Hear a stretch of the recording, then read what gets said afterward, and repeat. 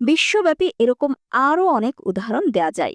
এ থেকে বোঝা যায় স্টারলিংক সংযোগ কেবল বেসামরিক কাজে ব্যবহৃত হয় না, সামরিক কাজে, বিশেষ করে দেশে দেশে সরকার বিরোধী বিচ্ছিন্নতাবাদী সশস্ত্র গোষ্ঠীদের যোগাযোগ প্রতিষ্ঠায় এই সংযোগ অত্যন্ত জনপ্রিয় ও কার্যকর।